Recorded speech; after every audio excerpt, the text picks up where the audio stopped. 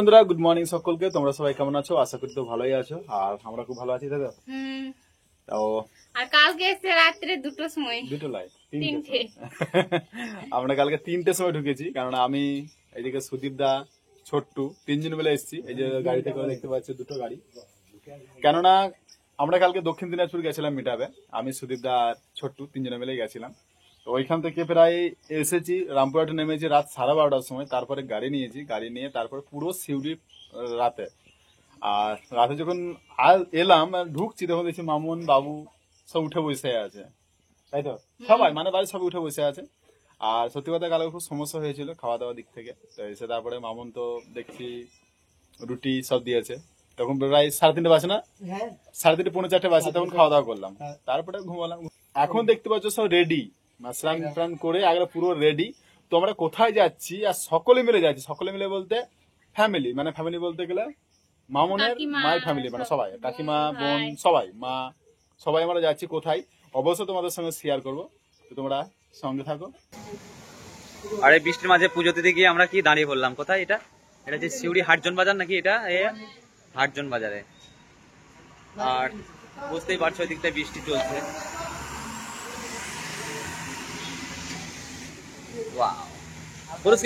দাস মন্দির এখান থেকে কত দূর?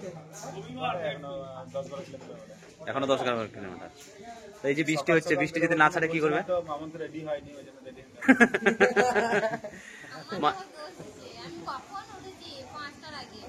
মানে এটার কারণ হচ্ছে আমাদেরই দোষ, আমরা রেডি হতে দেরি করলাম।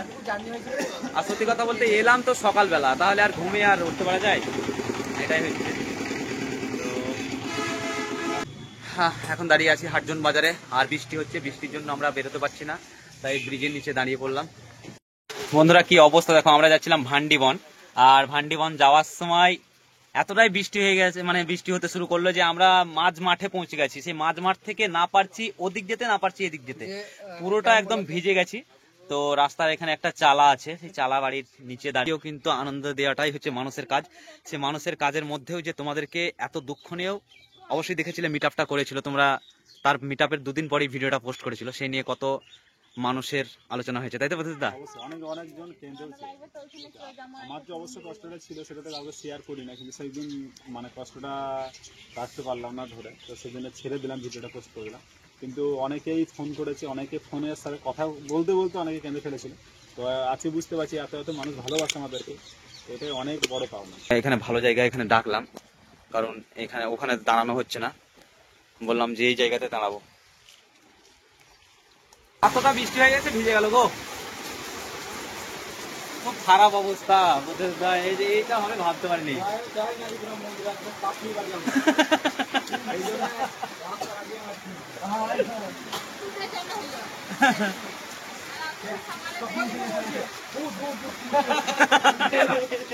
এদিকে প্রবলেম সলভ করা নিয়ে শুরু হয়ে গেছে।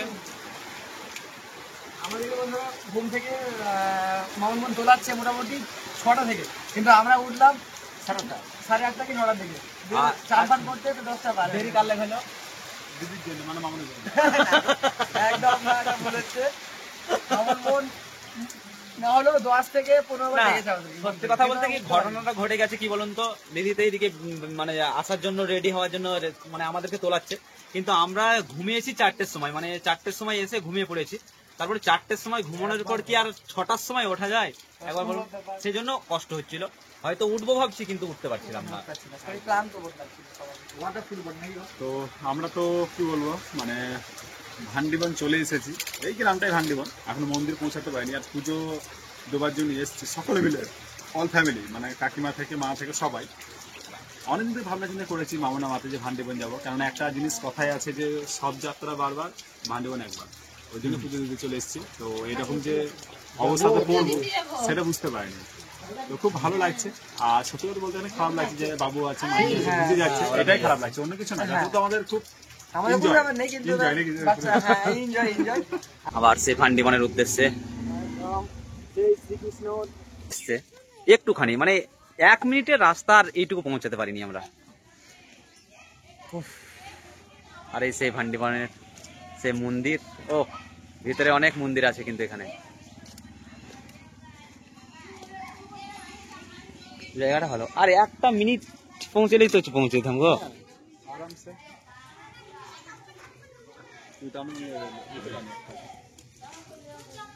দেখো আরো সবাই এসছে। হ্যাঁ একদম পুরো সুন্দর মন্দির মন্দির আর ভান্ডির বন, শ্রী শ্রী গোপালজি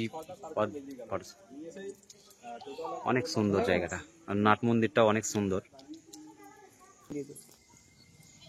ও এই ব্যাপার শোনা তাহলে তাহলে তুমি একটা কথা বলে এলাম। প্রথমবার এলাম, খুব ভালো লাগছে। পুজো হয়ে গেছে, এখন এই প্রসাদ তৈরি হয়েছে। এটা কি ফার্স্ট টাইম এসছো বলো? আমার খুব ভালো লাগছে এখানে এসে। প্রথমবার এসে? প্রথমবার এলাম। আর আগে ছিলে? না, এই প্রথমবার এলাম। সবাই প্রথমবার? একমাত্র সবাই প্রথমবার? হ্যাঁ, এই প্রথম এলাম তোমার সঙ্গে, প্রথম এলাম। ও আমি আগেবার এসেছিলাম এখান থেকে। তাহলে এলাকার লোক আসেনি, তুমি জামাই চলে এসেছিলে? হ্যাঁ বাহ, খুব সুন্দর লাগলো। তো জায়গাটা দেখতে পাচ্ছ, খুব সুন্দর লাগছে দেখি। খুব সুন্দর জায়গা।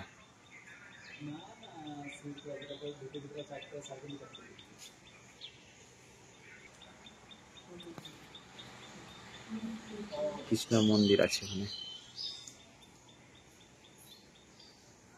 যে মন্দিরের ভিতরে স্বয়ং কৃষ্ণ তিনি বিরাজমান।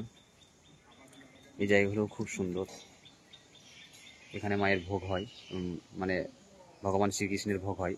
সরি, ফাইনালি আমরা আরেকটা মন্দিরে প্রবেশ করছি, শ্রী শ্রী ভান্ডেশ্বর শিব মন্দির। বন্ধ বলতে খোলা আছে, যাওয়া যায় মনে হচ্ছে। সঠিকভাবে না বলতে পারলেও হয়তো একটু যদি ভুল বলা হয় না, তাহলে কিরকম একটা মানায়।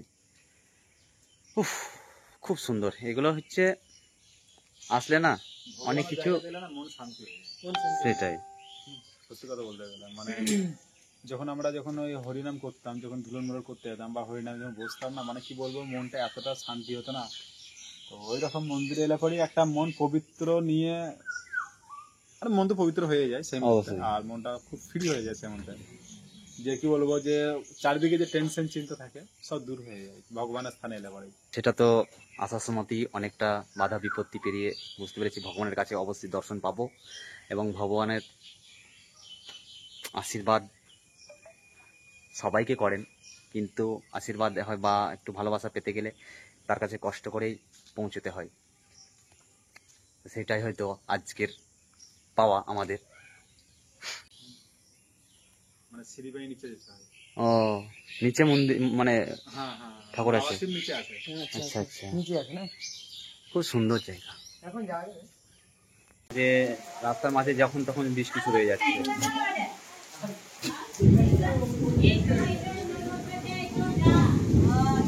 শিবা মরে গেছো? বলে বলে কেমন করে খেয়েছো? দেখি দেখি দেখি দেখি।